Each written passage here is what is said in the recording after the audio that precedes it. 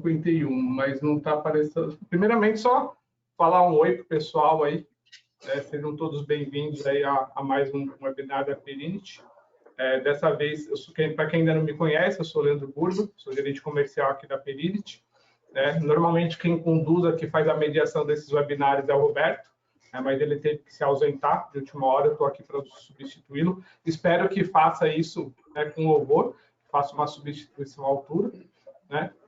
E a gente está se familiarizando aqui com uma nova plataforma de webinar que a Perinity está utilizando para poder fazer. Então, pode ser que a gente tenha algumas dúvidas aqui em como identificar algumas informações, mas eu tenho certeza que vai dar tudo certo.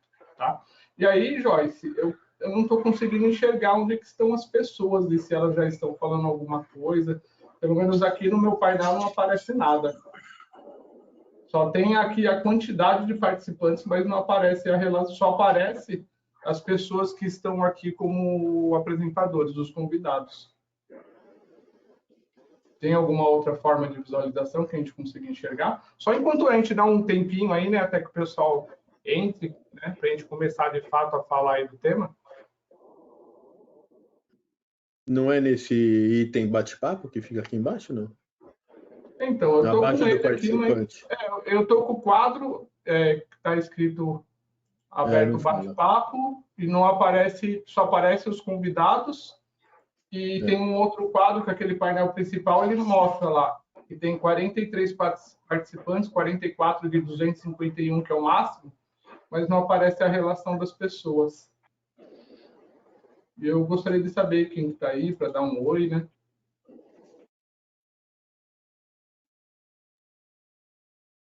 Se tiver alguém aí, já puder dar um oi no chat aí. A Joyce mandou aqui.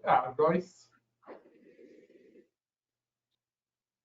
Se alguém tiver aí já no chat, puder mandar um oi para ver se está aparecendo, gente. Eu agradeço. Porque o oi que mandou é da Joyce, que trabalha com a gente. Né? Pessoal, vocês estão utilizando o canal de perguntas. Existe um outro canal de bate-papo também. Podem escolher qual que é o melhor canal aí. Uhum. Então, eu não tenho acesso a esse canal de perguntas. Por isso que eu não estou vendo aqui, Joyce. Sim, eu estou vendo aqui a galera interagindo. Rafael, Fernanda, Alex, Samuel, boa tarde. Miriam, boa tarde. Está todo mundo ouvindo bem? Seria bom que eu tivesse esse tipo de visualização, porque se eu estiver falando alguma coisa e buscar a interação deles, Joyce, eu não estou conseguindo ver. Aí parece que eu não tô falando com ninguém.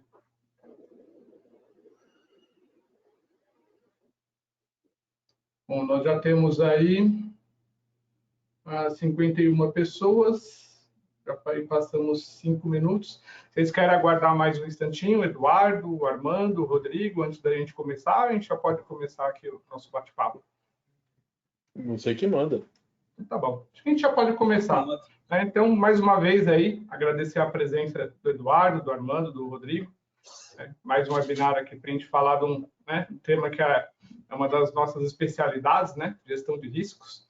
E, assim, só para a gente definir mais ou menos como que vai ser o modus operandi desse webinar hoje, a expectativa é a gente ir até às 18h15.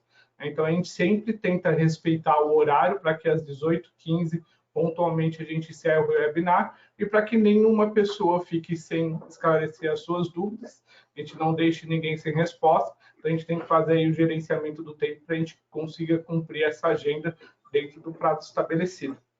Aí eu vou pedir para quem tiver alguma pergunta, se quiser direcionar para algum dos palestrantes, Pardini, Armando, Rodrigo, ou até mesmo para mim, que direcione no chat, aí no chat lá de perguntas, que eu acho que a Joyce vai capturar e vai mandar isso para mim, e no momento oportuno eu vou mandar para o pessoal. Vocês podem mandar diretamente para eles ou podem fazer uma pergunta aberta, e aí eu vou ver ali a melhor oportunidade de direcionar essa pergunta aí para o pessoal. Então eu vou pedir para os nossos amigos aí se apresentarem, respeitar aí a ordem alfabética, se o Armando primeiro pudesse apresentar, onde faz, qual que é a experiência que tem na área, contar um pouco da sua história e, na sequência, aí, depois a gente continua com o Eduardo Pardini e com o Rodrigo Castro. Então, vamos lá. Bom, boa noite a todos. Obrigado, Leandro. Queria agradecer a primeira oportunidade da Perinit de estar aqui batendo esse papo com vocês a respeito de um tema que eu considero muito importante, cada vez mais relevante no dia a dia corporativo das grandes empresas, né? A minha formação é em engenharia, com muitos anos, na verdade, na área de tecnologia. Eu acabei migrando depois para a área de GRC, em ambientes financeiros, ambiente de saúde, ambiente de mídia e ambiente de transporte, né? Implantando, por exemplo, gestão de riscos em grandes corporações, né?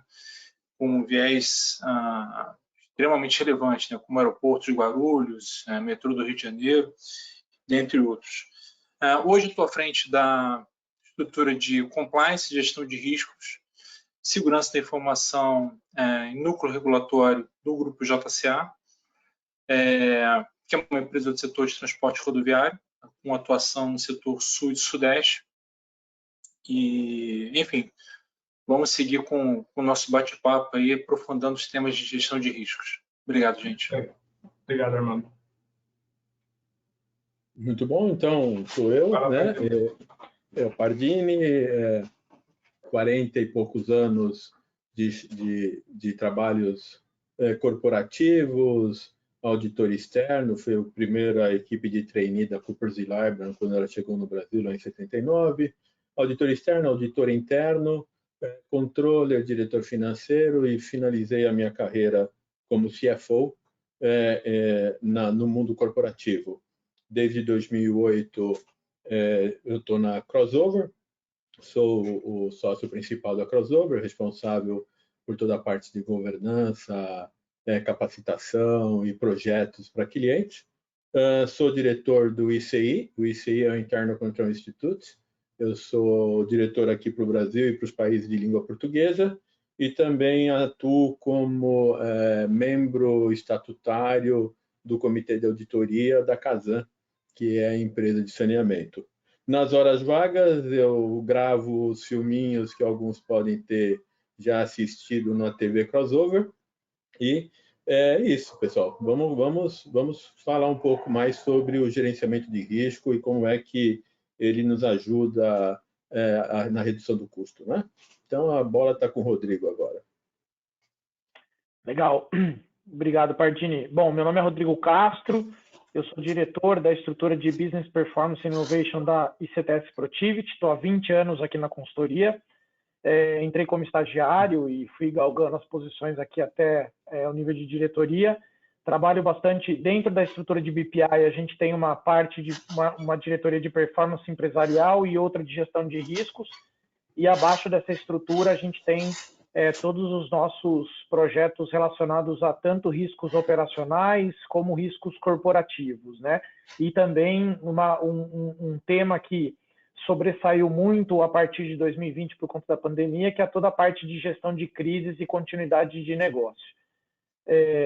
Basicamente isso. Nas horas vagas eu sou paraquedista, mergulhador, e também estou tirando a ICR para fazer fazer a parte de tiro esportivo, né? Então é paradoxal uma pessoa que gerencia risco lidar com esses hobbies aí, né? Mas é bastante interessante porque todos esses hobbies que envolvem risco é muito questão de você seguir procedimentos e você seguir todas as etapas que você precisa ter, ou seja, os controles, para que você consiga minimizar ao máximo o risco, a sua exposição a risco, né? Então, no final das contas, são hobbies interessantes aí para a gente treinar a nossa gestão de riscos.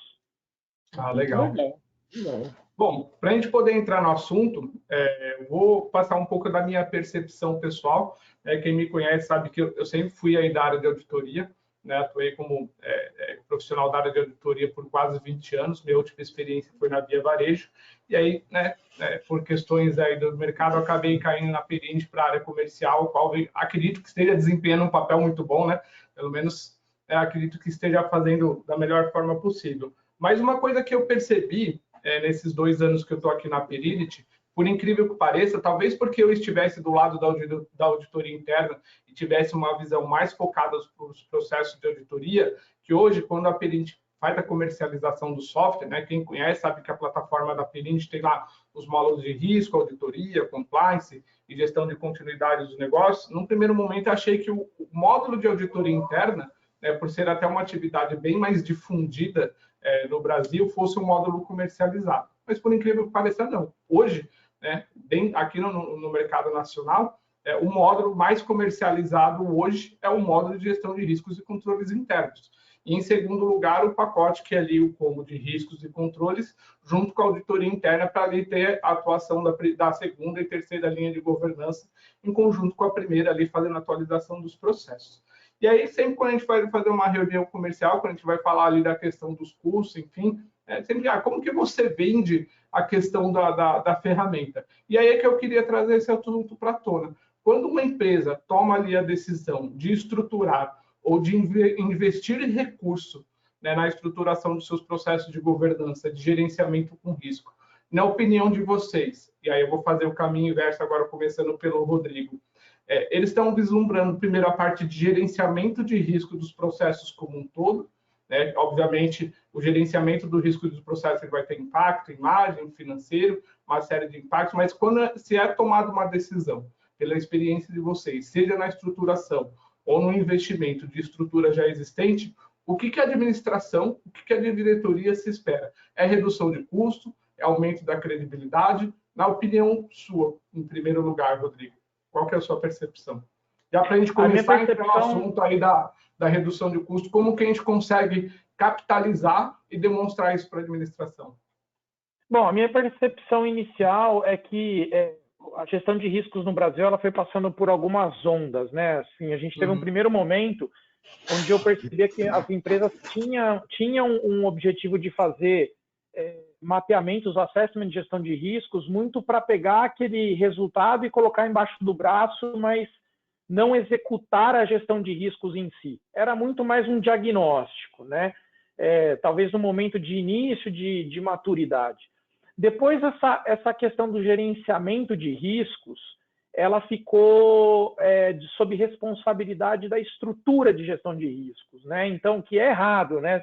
Sendo que gestão de riscos é a segunda linha de defesa, e aí muitas das empresas elas entendiam, até os executivos e também os colaboradores que atuam na primeira linha de defesa, entendiam que gerenciar risco era atividade da segunda linha de defesa, da estrutura de gestão de riscos. E isso se materializava como, basicamente, um calhamaço de planilhas ali, que a estrutura, que a gestão de riscos fazia, com todos os controles e todos os pontos de controle do processo. E o grande problema era que gestão de riscos não se comunicava com a primeira linha de defesa. E aí, nesse cenário, tem-se um problema, né? Primeiro que a primeira linha de defesa ela delega a atividade dela de implantação e execução dos controles para a segunda linha de defesa, e a gestão de riscos não consegue executar aquilo ali, porque, de fato, os controles eles estão nos processos operacionais do negócio. E aí, a gestão de riscos era muito vista como uma estrutura de custo e que não conseguia mobilizar ali a companhia como um todo para fazer executar as atividades.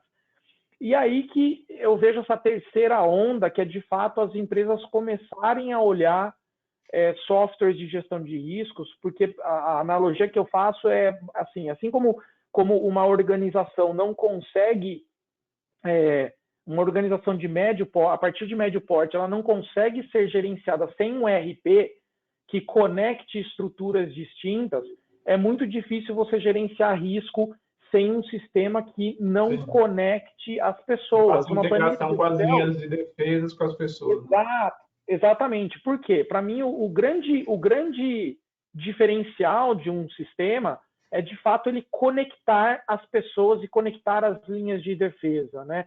E aí, uma planilha de Excel não faz isso. Do mesmo jeito que se você está gerenciando uma organização, você tem que gerenciar, por exemplo, o pessoal que faz todo o pedido, compras, o contas a pagar. Então, você tem um fluxo que transita por vários processos, né?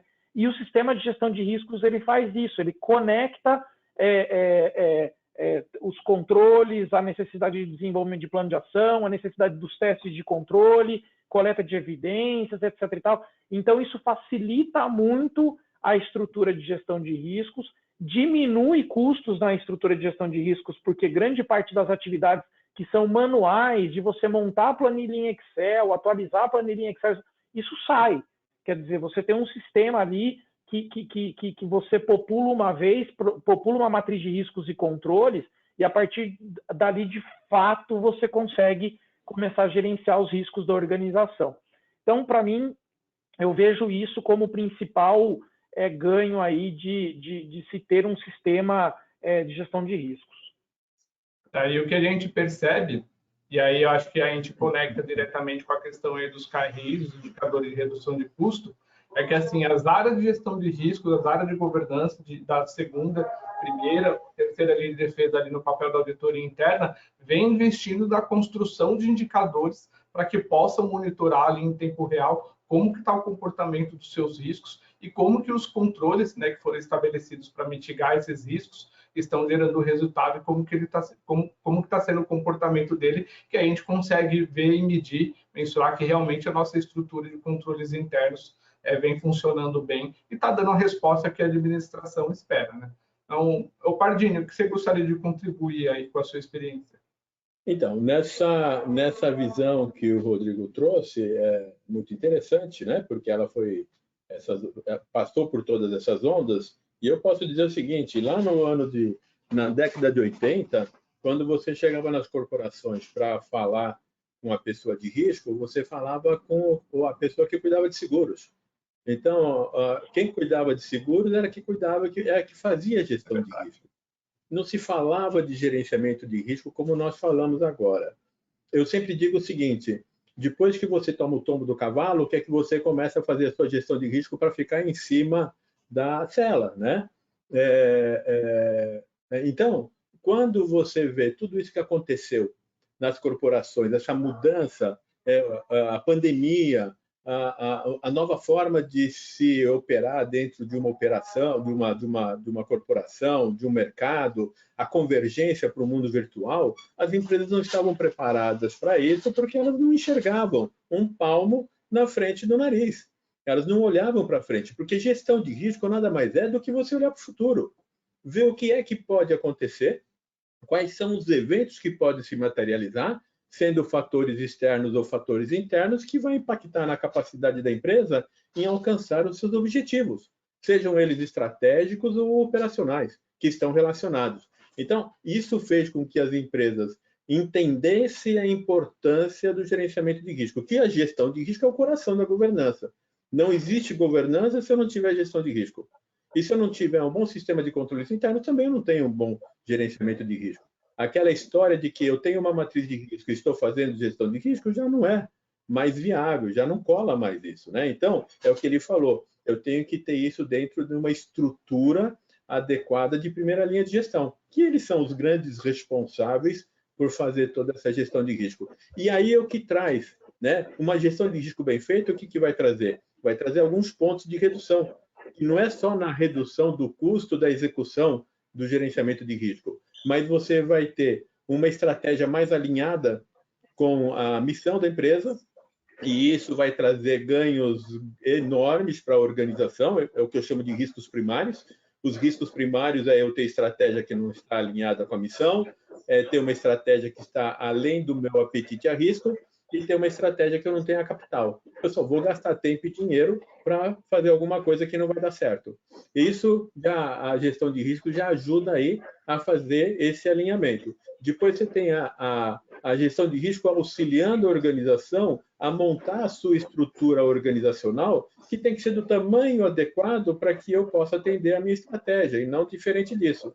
Então, você começa a trabalhar na otimização dos recursos que estão aplicados. É o risco de você não ser eficiente, é o risco de você não ser eficaz, é o risco de você ter um sistema de controles internos que não está alinhado com a sua capacidade de convivência com o risco, né? Porque o controle interno serve para isso, para mitigar o risco de tal maneira que ele traga esse risco para um risco residual, que é o nível adequado e nível que a organização escolheu para a sua operação. Então, isso vai fazer com que você otimize o seu sistema de controles internos? Historicamente, a gente tem encontrado empresas que têm muito mais controles do que precisa ter para fazer a mitigação de risco, ou não tem controles para aquele risco, ou então não tem nem risco, não conhece nem que aquele risco é um risco mesmo. Então, quando você entra, você começa a olhar a estrutura da operação e isso vai trazendo ganhos muito fortes para a empresa, né? Então, é esse o caminho. Uma coisa que eu percebi, por exemplo, quando eu comecei minha carreira lá na KPMG, foi bem na época do boom da SOX, né? Então, ali começou a se falar bastante de controles internos, por conta da SOX. Né? Já se falava-se antes, obviamente, mas ali começou a ganhar um grau de importância muito alto, principalmente pelas empresas que tinham ações negociadas na Bolsa, enfim.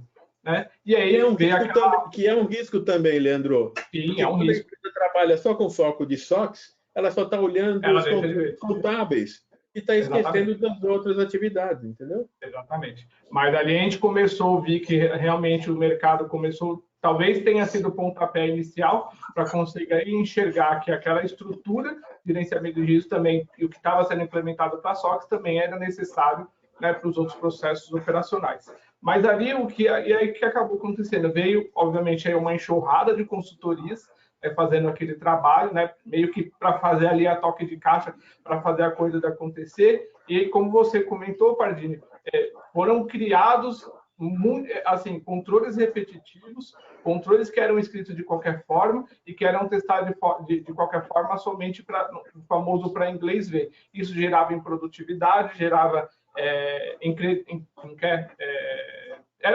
tornava a área desacreditada, porque estava testando controles que não estavam gerando eficiência, não estavam mostrando resultado, e com o passar do tempo, a gente vê hoje cada vez mais as empresas fazendo saneamento dos seus controles, fazendo saneamento da sua estrutura de governança como um todo, para ser cada vez mais assertiva. Então, a gente consegue perceber, hoje eu estou um pouco fora da prática do gerenciamento de risco da auditoria, porque eu aqui estou do lado comercial, mas em contato aí com nossos clientes, nos eventos que a gente participa, a gente percebe esse movimento em empresas de grande porte, que já estão num movimento muito mais avançados, que já tem sistema, já tem um processo um pouco mais maduro, e até empresas de pequeno porte, que já estão se interessando, já estão entendendo que um processo de governança muito bem implementado realmente gera resultados, né, para os processos da organização. E aí eu queria ouvir um pouquinho aí do Armando, né, aí na experiência prática aí que você tem na JCA, o que você tem aí, o que você enxerga, o que você consegue medir e o que você poderia contribuir, por exemplo, para os nossos colegas que têm uma estrutura de controle de risco para efeito de KPI ou que não tem, o que você poderia sugerir, que você tem de experiência prática para que fosse implementado para poder capturar esses resultados de forma tangível? Bom, vou pegar um pouco do que o Rodrigo e que o Eduardo trouxeram, né? O Eduardo trouxe, inclusive, o problema que se tinha antigamente, né? Quando começava a se discutir risco, você falava assim, onde é que eu boto isso no organograma, né? E aí, para debaixo do seguro, realmente. A gente chegou a pegar um pouco dessa parte há muito tempo atrás, porque era um bicho solto, né? Cara, o que eu faço com isso, né? E a maior parte das empresas não tem esse apetite a risco que o Rodrigo tem, né? De voador, de grandes desafios, né? Mais arrojado, né? Então, um dos pontos, vou seguir um pouco a linha que foi trazida pelos meus colegas aí.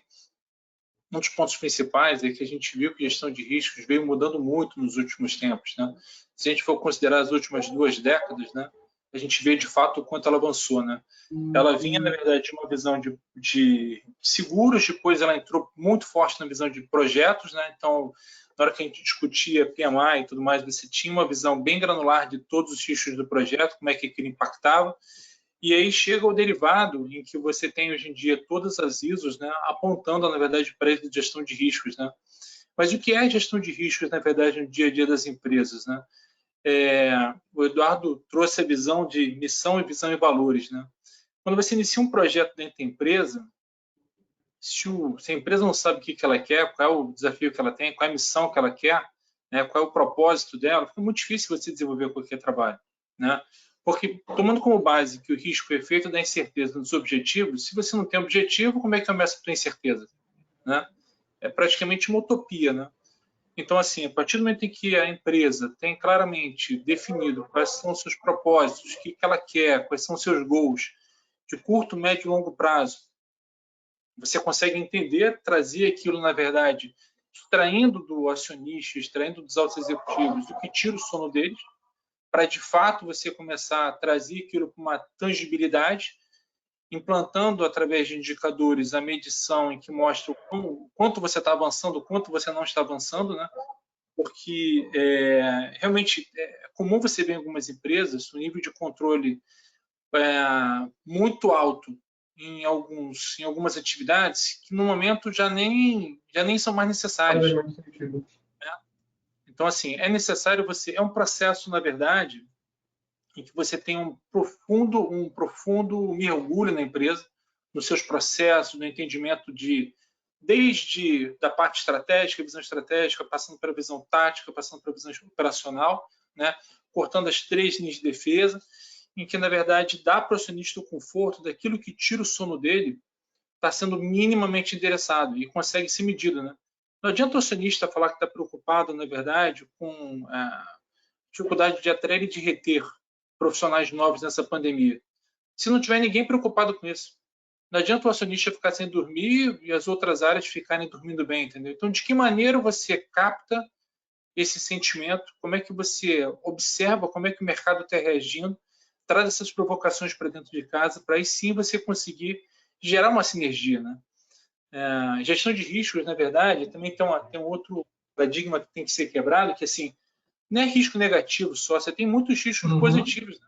Você tem várias oportunidades ali também que você pode trazer, na verdade, algo super produtivo para dentro da empresa, né? E cabe a gente, na verdade, capitanear esse barco, né? Então, é um pouco nessa linha, tá? Legal. O Rodrigo, gostaria de contribuir para a gente continuar rodiziando os nossos palestrantes. Eu acho que o Armando bem colocou essa questão de olhar riscos e oportunidades e sobre os aspectos de controles, né? Eu vejo muitas organizações, assim, tem muitas organizações agora, principalmente nesse movimento de startups que está crescendo bastante, algumas delas que estão negligenciando a gestão de riscos, né? E aí são empresas que têm um crescimento muito acelerado, rápido, focado sempre no modelo de negócio e entende gestão de riscos como algo supérfluo ou não necessário. E, de repente, a gente se depara com casos aí, eu vejo alguns casos, principalmente em fintechs, de problemas grandes, assim, de eventos de fraude, principalmente dentro desse cenário de transações eletrônicas, digitais, né?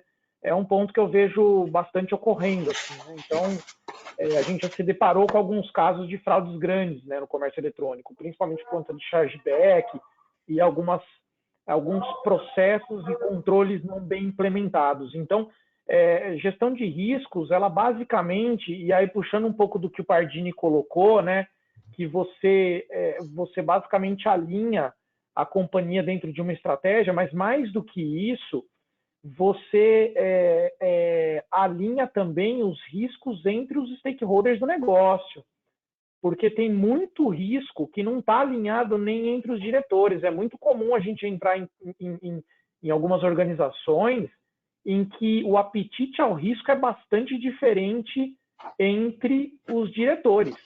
E aí, eles nem alinhados entre eles estão, né? Então, quando você tem uma estrutura de gestão de riscos, você alinha o seu apetite de risco entre os stakeholders, entre os diretores, principalmente os tomadores de decisão dentro da organização, e alinhado à estratégia do negócio. Então, supondo um exemplo de um comércio eletrônico, qual que é o nível de chargeback que eu aceito, né? O que é o chargeback? Basicamente, é aquela transação que o e-commerce aprovou, mas que foi usado um cartão falso, por exemplo, ou houve uma contestação da compra. Qual que é o nível de chargeback que eu aceito num comércio eletrônico? Será que é uma operação lucrativa ou eu estou tendo mais prejuízos, né, por conta de chargeback, por conta de perdas operacionais, do que o que realmente estou comercializando, né? Além do risco de imagem, porque sempre quando você entra em uma contestação, você tem ali um cliente descontente, né? Ou porque teve os dados do cartão com problema, ou porque ele teve um desacordo comercial por conta daquela venda que não foi concretizada na melhor forma, que entra aí também o risco de imagem, de exposição. Exato, e a bandeira do cartão eventualmente pode dar um gancho no e-commerce para falar o seguinte: olha, seu nível de chargeback está muito alto. E esse é um exemplo para dizer o seguinte: eventualmente você tem uma estrutura comercial que está falando assim, olha, eu quero priorizar a receita, o aumento da receita. Para aumentar a receita, eu preciso passar mais compras, né? Passar mais pedidos. Passando mais pedido, eventualmente eu posso ter um chargeback maior. Esses são os dilemas que uma estrutura de gestão de riscos lida. E é nesse segmento, é nessa seara que a gestão de riscos traz valor. Porque eu tendo um alinhamento de apetite ao risco, eu tendo um alinhamento dos controles, é organizacional. Ah, mas eu quero ter um chargeback maior. Tudo bem, você vai ter que, primeiramente, você vai ter que alterar a sua política de apetite ao risco, para depois disso a gente poder negociar aqui uma alteração, entendeu? Então, é aí que está o valor das estruturas de gestão de riscos. Uhum. Aproveitando o gancho do que você comentou, Rodrigo, eu queria trazer aí uma pergunta, né, principalmente para o Pardini, para vocês que trabalhem mais na frente da consultoria, quando fala principalmente de apetite ao risco, quanto das empresas, de fato, pelo menos que vocês percebem, que existe esse apetite ao risco formalizado, estabelecido de forma clara e compartilhado ali com as áreas de interesse, que seria gerenciamento de risco, com auditoria, ou enfim, a segunda linha de defesa, quem é que vai tocar para fazer acontecer aquilo, e quantos trabalham isso num nível muito mais alto e acabam não fazendo o cascateamento para que a área de gerenciamento de risco faça esse monitoramento. E pergunto mais, até onde, de fato, a área de gestão de risco, a segunda linha de governança, de fato, é participada nessas tomadas de decisão para ver se ela pode aumentar ou diminuir o apetite ao risco, ou se isso, normalmente, ele é imposto pela administração e a área de risco tem que balançar os pratos lá para ver o que vai acontecer. Bom, respondendo parte da sua pergunta, são poucas as organizações que trabalham com um apetite a risco muito claro e muito objetivo.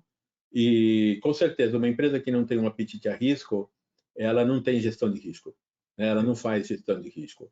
Porque o gerenciamento de risco, como eu comentei, é aquela atividade que vai fazer com que a gente traga os riscos a níveis aceitáveis. Qual que é o nível aceitável da organização? O apetite a risco dela. Né? Antigamente, nós definíamos apetite a risco para financeiro, apetite a risco para comercial. Isso já está caindo, ou há algum tempo já está saindo de lado. A empresa tem que ter um apetite a risco, depois ela vai trabalhar de uma forma discricionária com tolerâncias. Tolerância para o financeiro, tolerância para o comercial e assim por diante. Mas a gente tem que ter um apetite a risco. E o apetite a risco, ele é discutido no conselho. É o conselho que define qual é o apetite a risco. É a alta gestão que corre o risco pela empresa. Eles vão comer, inclusive, com seus bens pessoais. Então, lá no conselho ou na gestão executiva é que nós definimos qual é o apetite a risco. Esse apetite a risco é o que vai fazer com que a gente possa saber quais são os riscos que estão além dele e que tipo de resposta, que tipo de tratamento eu preciso dar para trazer estes riscos dentro de dos níveis aceitáveis, que é o apetite a risco. Vamos imaginar que dentro das métricas de medição de probabilidade de impacto, eu uso 5 níveis. Quando eu uso 5 níveis, eu vou ter risco do quadrante 1 até o quadrante 25. A empresa pode dizer, e é o que a gente tem feito no mercado, é o seguinte, olha, conselho, eu sinto, vocês se sentem à vontade aonde? No quadrante 6. Esse é onde eu me sinto à vontade. Todos os riscos que estiverem fora do quadrante 6, eu tenho que trazer para baixo. Né? Aqueles que já estão dentro do quadrante, eu vou manter, eu vou ver o que está acontecendo, que tipo de monitoramento, que tipo de controle, e eu vou manter. É isso que vai fazer com que a gestão de risco realmente seja uma coisa integrada à gestão. Porque essa é a importância. Não adianta ter como o Rodrigo falou, ter um gerenciamento de risco, e o Armando também comentou, um gerenciamento de risco não integrado à gestão. é a primeira linha de gestão que toma as decisões, é a responsabilidade dela, não é a segunda linha. A segunda linha, o que ela vai fazer? Ela vai apoiar, ela vai ajudar, ela vai estruturar, ela vai trazer ferramentas para que a primeira linha possa fazer. E o mais importante não é ter também só estrutura organizacional, mas é a cultura de gestão de risco.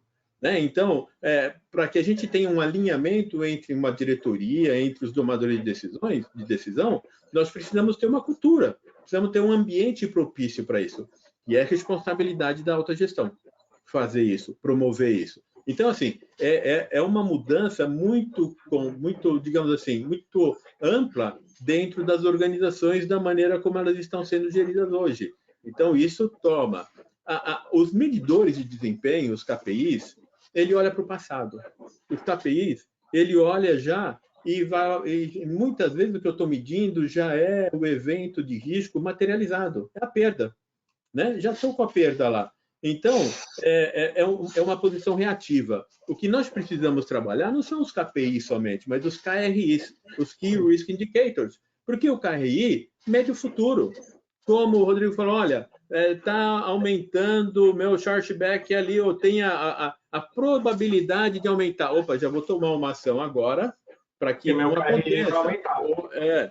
Ou então, assim, eu vejo que os indicadores estão medindo, estão demonstrando que vai haver um endividamento da população. Opa, se esse mercado consumidor é o meu cliente, eu já tenho que começar a ficar preocupado com a minha inadimplência. Então, eu olho para frente, vejo quais são os fatores que podem causar o evento do risco se materializar e eu começo a trabalhar. Então, a gestão de risco, ela trabalha tanto com os KRIs como os KPIs para saber se aqueles eventos do passado estão dentro dos níveis aceitáveis. Né? Então, a gente precisa trabalhar. Tudo isso vai fazer com que eu tenha uma organização muito mais preparada para passar pelas tempestades que nós sabemos que virão. Não tem jeito, faz parte do mercado, não é? Eu acho que a pandemia, sei lá, a gente já está entrando aí no terceiro ano, né? Eu acho que quando a gente começou, as empresas que tiveram ali uma visão de futuro, onde elas se prepararam, fizeram uma análise, um estudo do mercado, dos riscos, e se prepararam, seja para se preparar com uma estrutura de controles, ou até redirecionar sua área de atuação, seu mercado, elas conseguiram ou ter ali um resultado maior, ou pelo menos sofreram um pouco menos. Aqueles que não estiveram preparados, que não tiveram essa visão, não conseguiram prever, ou tiveram que contar com a sorte, acabaram tendo uma atuação melhor aí, ou acabaram tendo problemas. Eu acho que essa questão da pandemia é um exercício prático que a gente consegue vislumbrar com bastante clareza essa questão de você vislumbrar os riscos no futuro em função de um evento que está acontecendo ou que está previsto de acontecer, para que você se prepare para o que vai aparecer pela frente. Uhum. É isso mesmo, né? É isso mesmo. Desculpa, pode falar, irmão. Não, tem uma coisa interessante que, assim, eu acho que a área de riscos tem uma função de transformação cultural muito grande, sabe? Porque, na verdade, você muda o mindset da empresa, né?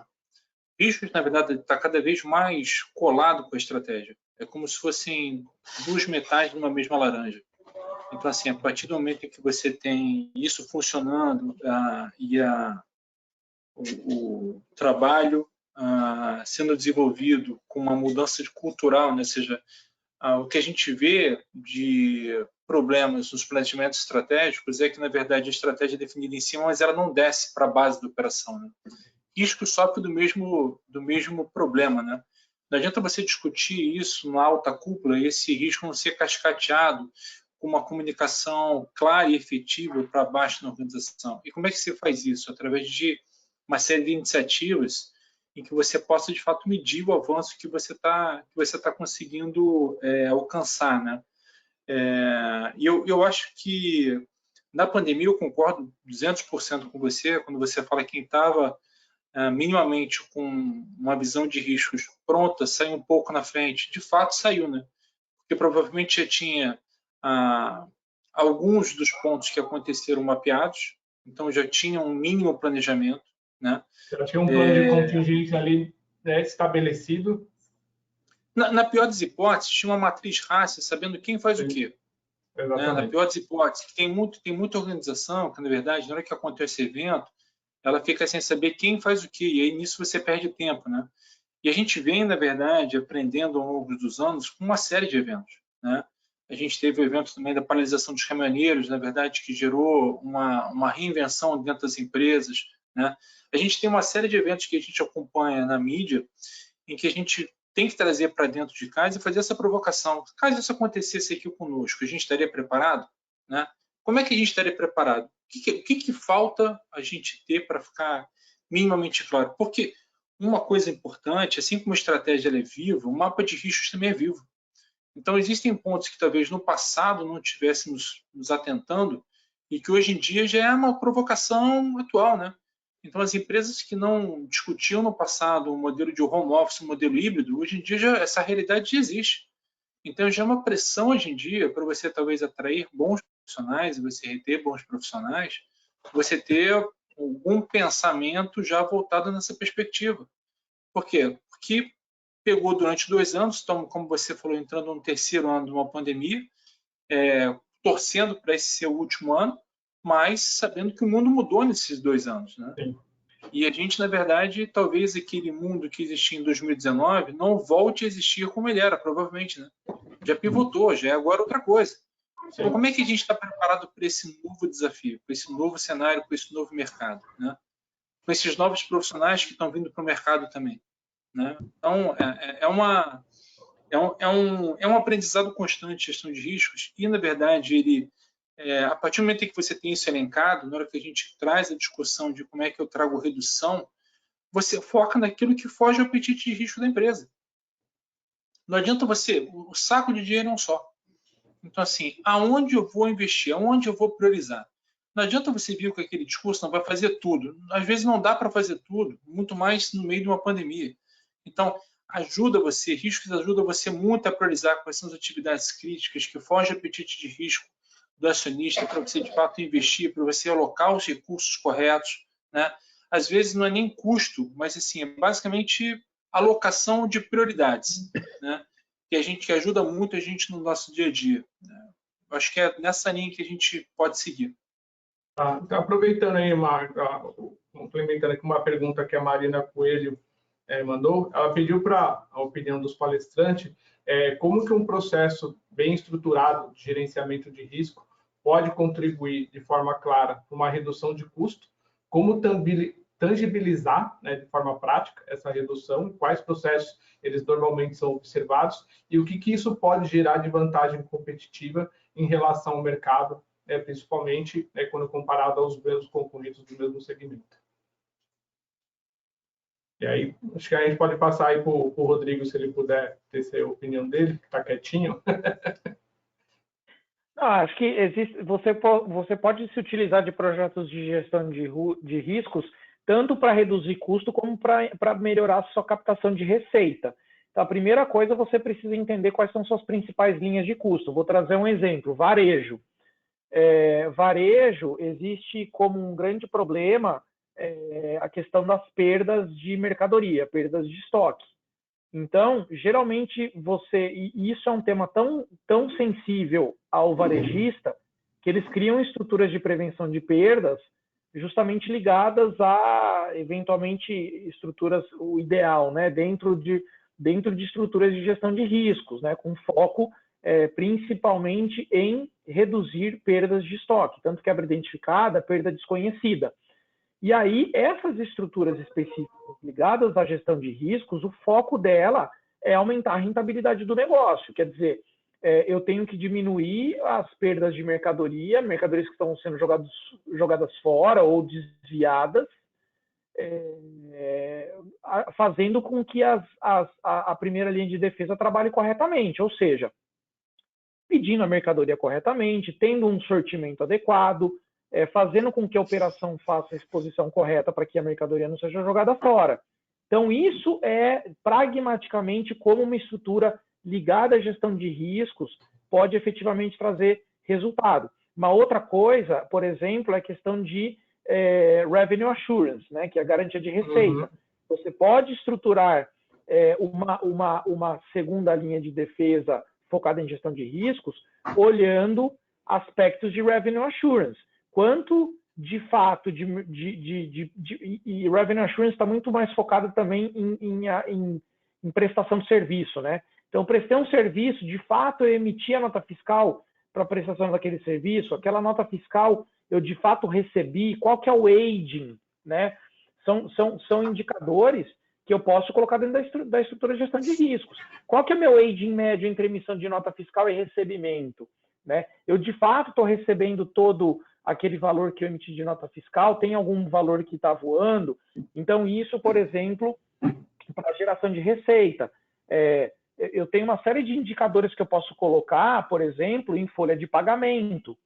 Né? Então, se eu tenho uma empresa, por exemplo, de segurança patrimonial, cujo principal produto dela é fornecer mão de obra de segurança patrimonial para a empresa, para os seus clientes, eu tenho que ter controles muito fortes dentro de folha de pagamento para que, de fato, eu esteja pagando os salários corretos, os benefícios corretos, né?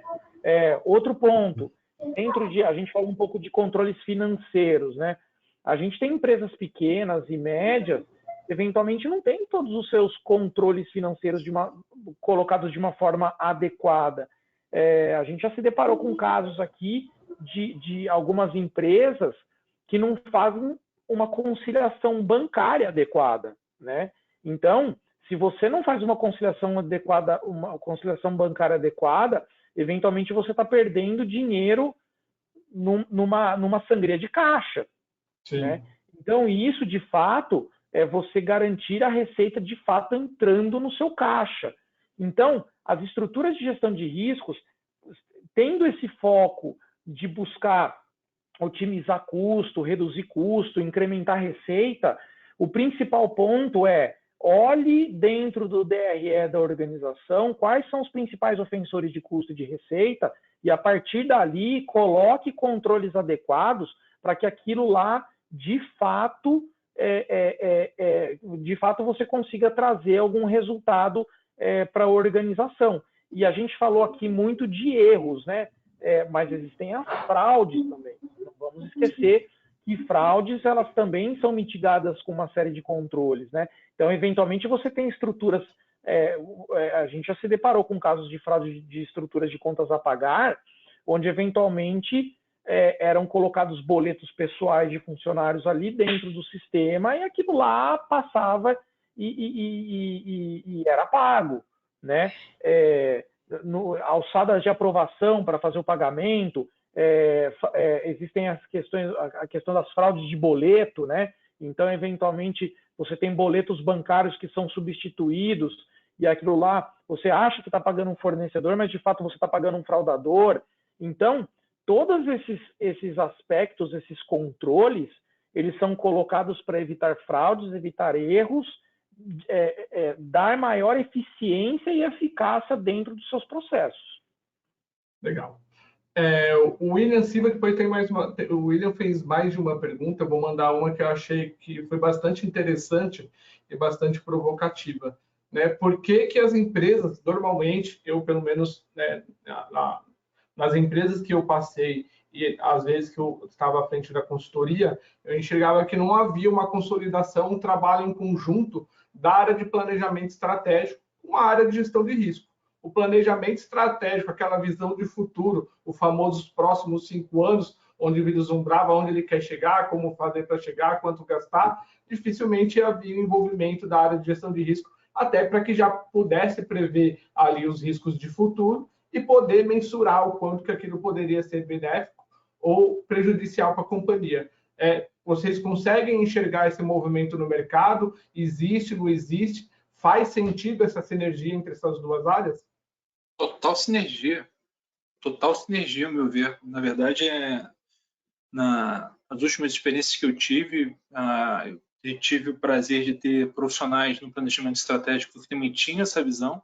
Eu acho que é uma provocação que pode vir tanto nossa quanto do planejamento estratégico, mas não faz sentido não ter, né? Porque, afinal de contas, o planejamento estratégico, dentro dos objetivos, as iniciativas também tem que ser com viés de mitigação de riscos, né? Tem que ser com esse olhar também, né? E, em cima disso, também você pode fazer uma nova camada de priorização, né?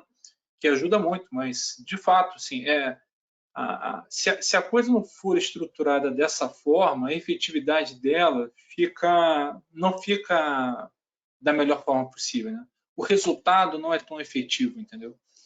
Porque acaba que você tem um retrabalho, né? Você vai no Rodrigo, pergunta para o Rodrigo sobre estratégia. Daqui a pouco você está voltando no Rodrigo para falar sobre risco. Daqui a pouco você está voltando no Rodrigo para falar outra coisa. O Rodrigo fala assim, pô, as pessoas não se falam, né? A partir do momento em que você tem uma visão integrada, em que, olha, vamos estar discutindo estratégia em cima desses teus riscos aqui, quais são as iniciativas que a gente pode estar tendo, quais são os KPIs, como é que a gente vai medir de fato que você está de fato executando essa atividade, a coisa não funciona, né? Aqui no grupo a gente tem um profissional, que é o William, que toca essa atividade de planejamento estratégico junto conosco aqui, tem feito um belíssimo trabalho. Legal. Gostaria de contribuir com alguma observação, Pardini? Sim, eu queria, assim, primeiro na pergunta da Mariana, né? Uhum. E aí descendo um pouco mais no detalhe, aonde possivelmente ela pode estar mais atuante dentro do processo de gestão de risco, olhar para os processos, né? Então, assim, aonde que a gestão de risco pode contribuir muito? Quando nós fazemos uma avaliação de um processo com visão em risco, nós conseguimos enxergar se o sistema de controles internos é suficiente ou não para mitigar os riscos daquele processo, né?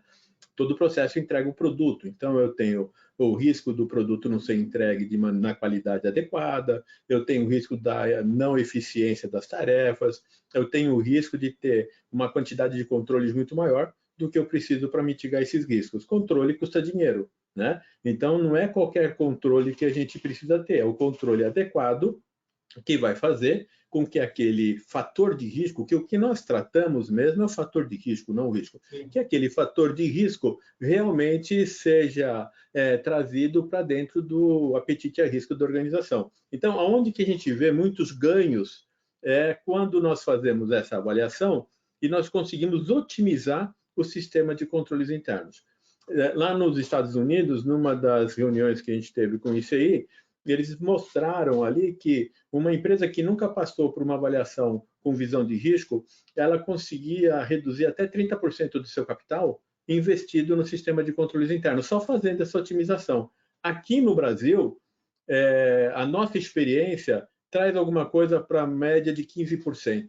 Né? Quando a empresa passa por uma avaliação de processos com essa visão de risco, a gente consegue otimizar. Algumas empresas têm que acrescentar controles, outros a gente consegue fazer essa otimização. Porque não faz sentido eu ter 3, 4 controles para um fator de risco, né? Só se ele tivesse uma magnitude muito alta. Então, a gente consegue trabalhar isso. Então, essa é a resposta da Mariana. E na relação, eu acho que foi o William que fez a pergunta, isso, né? William. É isso que o Armando falou mesmo. Não é possível mais fazer planejamento estratégico de empresa se eu não olhar para risco.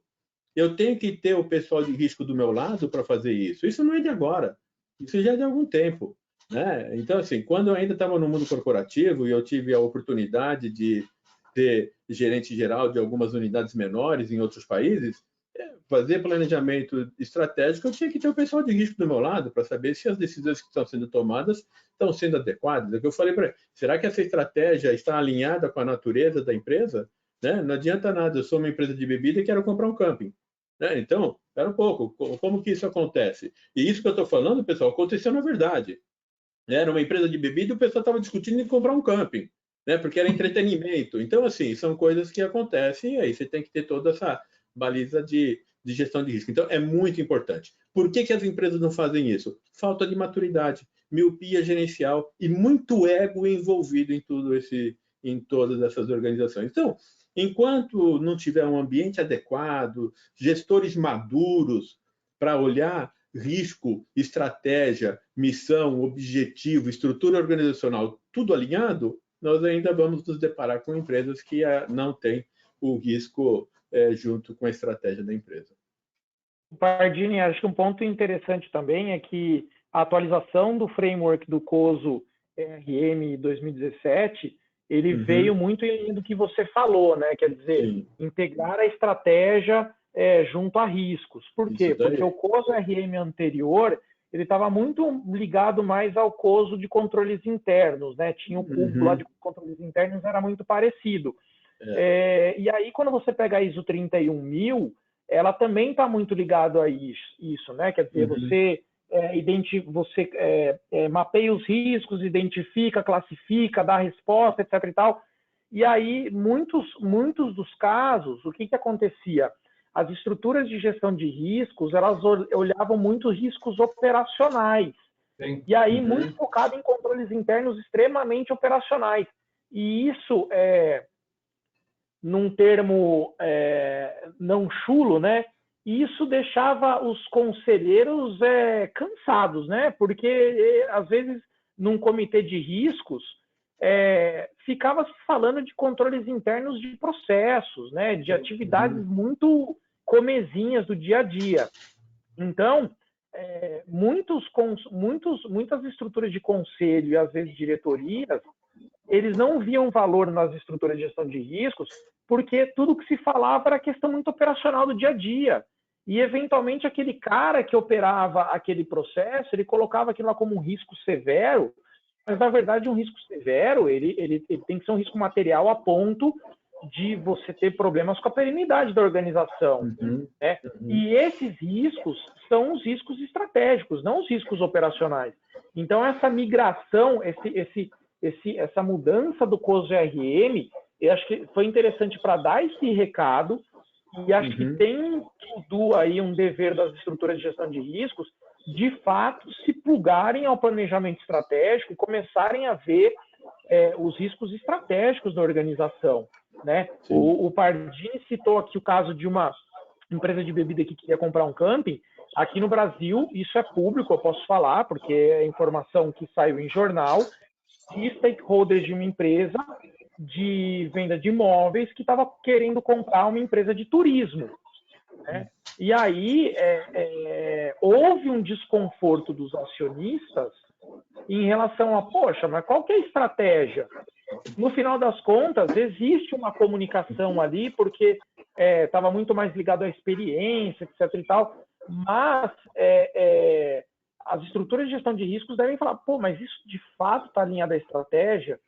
Será que não existe alguma outra empresa que tem uma relação um pouco mais próxima, que vale a pena? Isso não pode trazer um dano reputacional? Então, esses aspectos, eles são importantes de serem colocados nas estruturas de gestão de riscos como uma função mais nobre dentro de gestão de riscos. E com certeza o COSO RM ele traz essa nova visão, né, de alinhar a estratégia, a comissão e os riscos envolvidos com isso daí. E isso é muito bom, né? Eu sou eu gosto muito do COSO, né? Até porque eu sou oriundo de empresas americanas, então a gente trabalha muito com COSO e muito menos com a ISO. Mas a ISO também, ela te dá todo o amparo para fazer o gerenciamento de risco, mesmo que eu não concorde com algumas coisas que a ISO fala, mas eu acho que ele está num caminho muito bom. Fazer gestão de risco nada mais é do que eu conhecer o objetivo, entender quais são os eventos que vão impactar a minha organização. Eu vejo o impacto adverso, eu não consigo enxergar o impacto positivo. Conhecer quais são as suas causas, tratar, medir essas causas e tratar. Não importa qual, mas é isso que a gente vai fazer, dentro dessa granulidade. Estratégia, riscos estratégicos, riscos corporativos e riscos operacionais, que se tiver tudo alinhado, legal. O que eu queria colocar que é importante? Quando você trabalha com riscos estratégicos, e antigamente era o que nós fazíamos, nós olhávamos somente o risco dessa estratégia não ser implementado. Agora não. Agora a gestão de riscos mudou de patamar, ele já foi para o conselho. Porque o conselho tem a responsabilidade de falar, pera um pouco, essa é a estratégia adequada relacionada à minha missão? Está alinhado ali?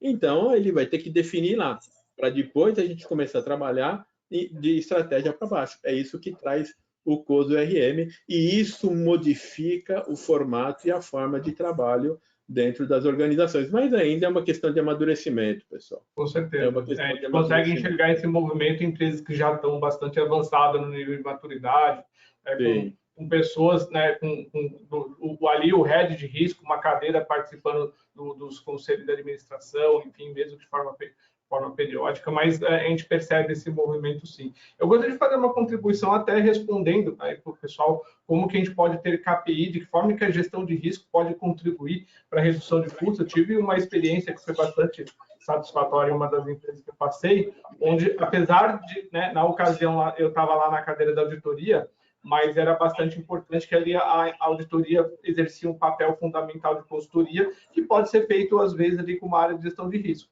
que é dentro daqueles projetos, do ponto de vista estratégico, não ainda na estratégia, mas projetos estratégicos, até mais operacionais, durante ali a construção, né, do desenho do projeto, né, ter ali um participante da área de riscos, da área de controle interno, que é já para fazer o mapeamento daqueles riscos, fazer a identificação daqueles controles logo na origem ali do desenho do projeto, né? Então, uma das empresas que eu participei, óbvio, a gente vai voltar mais uma vez ali na maturidade dos processos, na maturidade das pessoas, o quanto a estrutura de riscos ou de auditoria interna tem credibilidade dentro da companhia para poder exercer esse papel de forma consultiva, mas assim, foi uma experiência que eu tive que gerava bons resultados, e aí fica a recomendação para quem não faz, que busque esse nível aí de credibilidade para poder fazer esse tipo de trabalho que gera bastante resultado também.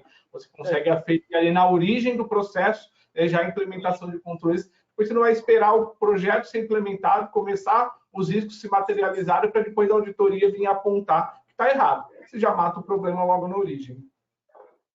E assim, como que a área de gestão de risco utiliza o KPI?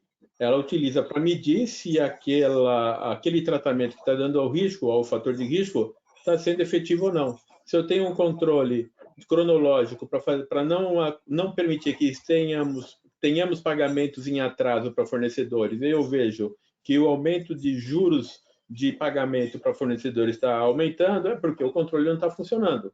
Sim. Então, o gerenciamento de risco não está adequado. Então, o KPI, que é responsabilidade do gestor, primeira linha de gestão, fazer o monitoramento do seu processo, né?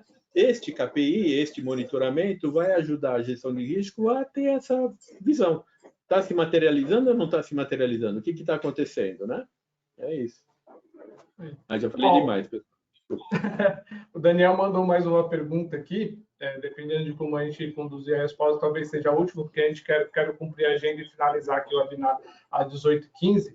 Ele pergunta como elaborar KPI, KRI e KCI que sejam realmente preditivos em relação a perdas e custos. Bom, eu acho que a gente já respondeu um pouco primeiro onde implementar, onde buscar e como buscar esses KPIs, né? Onde implementar, e talvez a dica que o Rodrigo passou aí seja nos processos, buscando esses processos mais críticos na DRS, mas acho que a pergunta que ele fez aqui é como transferir essa responsabilidade para os gestores para que eles realmente se tornem efetivos, como construir e como que eu posso dizer assim, como conscientizá-los de que eles realmente devem ser feitos com esses objetivos, levando em consideração que realmente os KRIs devem ser feitos pela primeira linha de defesa, primeira linha de governança, e não pela área de risco, de controles, ou até de auditoria interna. E aí, Leandro, ele pode provocar, né, a primeira linha de defesa, até para ter um entendimento melhor de quais os indicadores que devem ser colocados. Por exemplo, voltando ao nosso assunto do varejo, né, a perda, ele é um tema que, assim, é um risco materializado, perdeu a mercadoria. Agora, quais são os indicadores que eu tenho que olhar para que eu evite que a perda aconteça? Por exemplo, dias de estoque. Uma loja que tem muitos dias de estoque, eventualmente ela tem muito produto estocado lá e aquele produto pode vencer. Eu tenho alguns produtos que estão sem venda há muitos dias. Então, produto há 15 dias sem venda, 30 dias sem venda. Eu tenho alguns indicadores de gestão de estoques, estoques negativos. Então, tudo isso, eu começo a falar assim, poxa, mas quais são os indicadores que eu tenho que olhar para sinalizar que eventualmente vai ter uma perda? Agora, para ele desenvolver esses indicadores, a primeira coisa que ele tem que entender é o seguinte, quais são os locais onde ele quer monitorar, quais são os controles que ele precisa ter, e a partir disso ele tem que construir junto com a primeira linha de defesa quais são os KRIs, os indicadores de risco que ele vai ter que começar a monitorar. Eventualmente, folha de pagamento. Cara, eu preciso ter um indicador aqui por exemplo, de hora extra. Horas vencidas. Horas extras. Estouro de jornada, esse tipo de coisa. Estouro de jornada, hora extra, absenteísmo. Eu começo a olhar uma série de indicadores ali, licença, e aí eu começo a olhar e começo a construir isso e falar, cara, olha, o seu número de hora extra aqui está subindo, sua folha vai estourar, você vai ter um problema. Então, isso é uma construção que se faz em conjunto, né? É importante a primeira linha de defesa, importante não, é fundamental haver essa sinergia com a primeira linha de defesa para a estrutura de gestão de riscos não ficar em achismos, né? Não ficar em achismos. O Leandro, eu acho que teve uma pergunta que ele fez aí, um complemento dessa pergunta, seguindo o que o Rodrigo passou, que é assim, como é que a gente faz a pessoa entender, aceitar isso aí, né?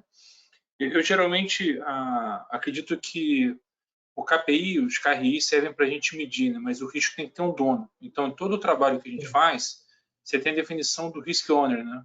Quem é o dono do risco, né? Então, o dono do risco, a gente está falando exatamente no risco macro, né? Naquele risco mais estratégico mesmo, em que você tem, na verdade, um desdobramento, né? Através dos fatores. Quem vai apresentar no comitê de risco como é que está aquele risco e apresentar os avanços, não é a área de riscos. É o dono do risco. Então, o dono do risco, ele se prepara, ele vai levar lá exatamente a visão de processos que o Rodrigo trouxe, os pontos que o Eduardo comentou, para aí sim a gente entender em que etapa está. E se está faltando alguma coisa de apoio da autodireção, alguma coisa de apoio do próprio comitê para avançar. Porque hoje em dia, a partir do momento em que quando a gente está falando de risco, se você não conseguir levar isso para uma visão estratégica, não definir quem é o dono daquele risco, né? Não começar a ter indicadores para medir aquilo ali, a coisa não vai funcionar. E o comitê serve, na verdade, para ser esse controle, é como se fosse uma estrutura executiva de controles internos, em que cobra, na verdade, a efetividade daquele produto que tem que ser apresentado para o acionista, entendeu? Porque o último, na verdade, a ter a visão de todo esse trabalho de risco é o acionista, entendeu? Do derivado de todo esse apanhado que a gente conversou aqui agora. Uhum. É isso mesmo. E assim, a gente tem que ir até um pouco além, né? O comprometimento da alta gestão com o processo de gerenciamento de risco, ou não só gestão de risco, mas com a aplicação das melhores práticas de gestão dentro da organização, é fundamental. Se a alta gestão não estiver comprometida, embaixo nada acontece, pessoal. Vira ficção, né? Vira ficção. Vira aquele trabalho que eu faço porque alguém um dia falou para que eu tenho que fazer. Isso é gastar dinheiro à toa. Então, assim, a alta gestão tem que estar comprometida. Sempre que nós temos algum projeto para implementação de gerenciamento de risco, eu quero conversar com a alta gestão. Quero saber, bom, o que motivou? Né? Qual vai ser o compromisso de vocês com isso? Porque senão nem começa o processo. Senão vai ser aquele projeto que vai implementar ou vai tentar implementar uma gestão de risco, começa bem e termina como ninguém sabe. E aí, daqui a pouco, está todo mundo falando mal da gestão de risco, porque vira uma coisa burocrática, porque ninguém entendeu. Né? Então, assim, tem que haver esse compromisso da autogestão, esse comprometimento da autogestão, tem que ter o conhecimento da real necessidade de eu fazer esse gerenciamento de risco, porque normalmente as empresas já fazem, só que não faz de uma maneira estruturada. Né? Para você não ter que ouvir do gestor, falar, mas eu não tenho tempo para fazer isso porque eu tenho que fazer negócio. Pô, então, pera um pouco. Como é fazer negócio sem fazer gestão de risco? Você não decide, você não aprova, você não verifica? Pô, se você está aprovando, se você está decidindo, se está verificando, você está agindo como controle. Isso é controle. Isso são ações de controle. Então, você está fazendo isso por quê? Se não tem risco, você não precisa fazer isso. Né? Então, assim, é uma questão de cultura, educação e comprometimento. Para mim, assim, comprometimento da alta gestão é a condição sine qua non para que a gente tenha uma boa estrutura de gerenciamento de risco, uma boa estrutura de governança. Legal. Bom, fazer as últimas considerações aqui para a gente finalizar aqui a linha dentro do horário proposto.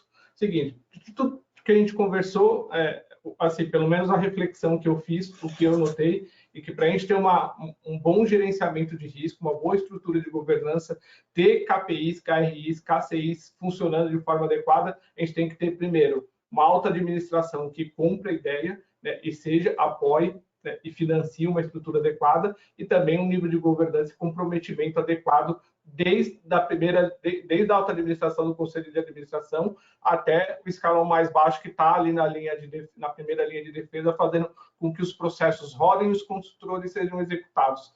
Assim, se vocês puderem fazer uma última contribuição, qual que é a mensagem que vocês podem passar aqui para o nosso público, que são gestores de riscos, de auditoria, que podem estar passando por um problema desse, que não tem uma administração comprometida, que ainda não tem um nível de maturidade que a gente seja adequado. O que vocês podem recomendar? Que conselho que vocês podem passar para eles? Se cada um puder falar aí 1 ou 2 minutinhos, eu agradeço.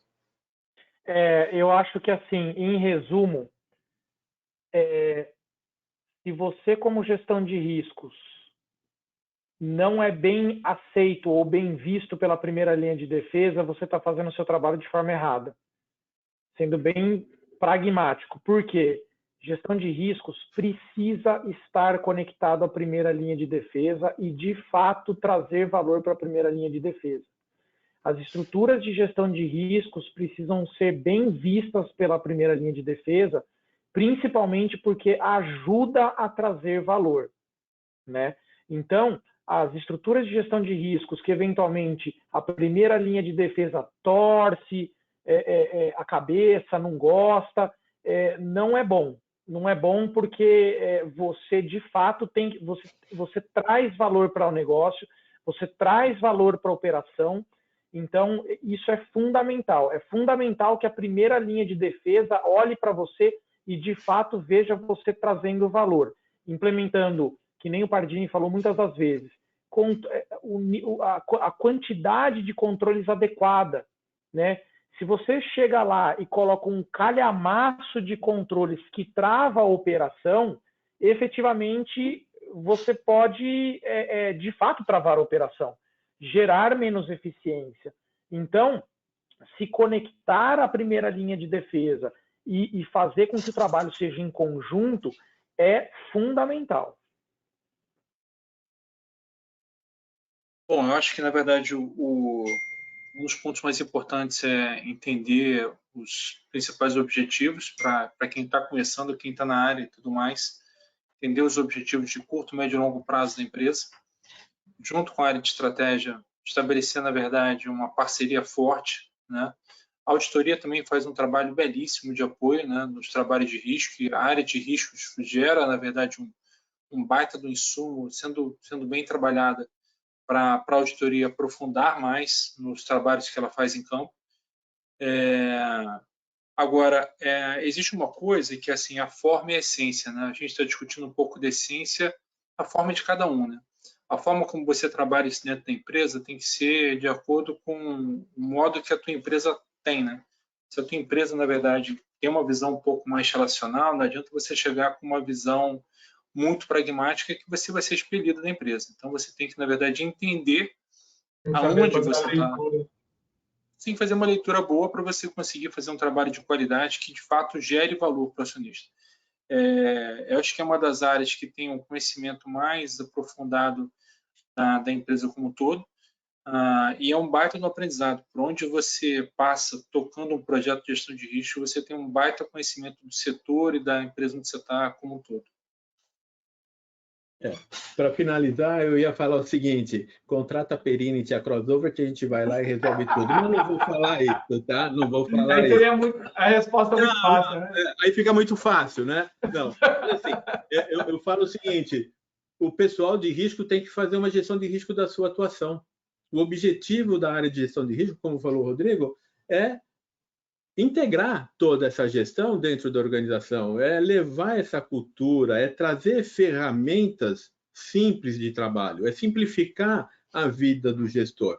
Então, sabendo qual é o objetivo, você consegue saber quais são os riscos disso não acontecer, quais são as suas causas, e começa, então, a trabalhar nas causas. O que eu preciso fazer para que isso não aconteça? É a gestão de risco fazendo a gestão de risco dela, né? E isso que a gente precisa entender, porque aí você vai conseguir entender qual é o caminho adequado dentro da natureza, dentro daquilo que a gestão trabalha, né? Alguns são mais pragmáticos, outros são mais emotivos, e aí o gestor e a área de gestão de risco, o gestor de risco é um gestor como qualquer outro, tem que ter uma estratégia para poder fazer isso acontecer, né? Então, assim, não pode perder essa chance de levar essa consideração e trazer... Normalmente é o que a consultoria faz, né? É fazer com que as pessoas enxerguem aquilo que ela precisa ter e como é que ela vai ter. Então, assim, é fazer a gestão de risco da área de gestão de risco. Isso é importante e vai ajudar muito. Mas se quiser contratar a Perini e a Provita, também... Faz um precinho bom, né? Estou brincando, tá, Rodrigo? Tu pode contratar também a Provita. É isso, gente. Agradecer a presença de todos, do Eduardo, do Armando, do Rodrigo. Obrigado pela presença de vocês, de dispor um pouquinho do tempo para poder compartilhar a experiência. Eu acho que foi bastante produtivo. Agradecer pela participação de todos que estiveram aqui no webinar. Te pedir desculpas por algum probleminha técnico que a gente venha a ter aqui com a ferramenta, mas é a primeira vez que a gente está utilizando. A gente vai identificar os riscos, vai identificar os impactos e vai implementar controles para que isso não aconteça no próximo webinar. Viu? Muito obrigado a todos, tenham uma boa tarde e até a próxima. Passando por dificuldades na gestão dos trabalhos de GRC da sua empresa, o retrabalho e os ruídos de comunicação entre as áreas desanimam você? É desgastante consolidar planilhas, criar dezenas de e-mails de notificação e relatórios com informações erradas? Já imaginou utilizar uma única plataforma intuitiva, com as funções necessárias para gerir riscos corporativos, programas de compliance, workflow, qualidade e auditoria interna, com atendimento fora da curva e preço justo? A Perinit GRC é a solução. Na Perinit, você e sua equipe fazem a gestão dos trabalhos de GRC, garantindo a integridade e consolidação dos dados, além de automatizar notificações e planos de ação, possibilitando um maior engajamento no processo de trabalho e ganho de eficiência operacional, com redução de custos na realização das atividades. E para a tomada de decisão? Aqui as informações são organizadas em painéis de indicadores parametrizáveis, gerando relatórios de forma rápida e eliminando consolidações de planilhas. Tudo isso com suporte presente e ativo. São quase 20 anos de experiência, entre diversos setores e portes empresariais. Entre em contato agora com nossa equipe de especialistas.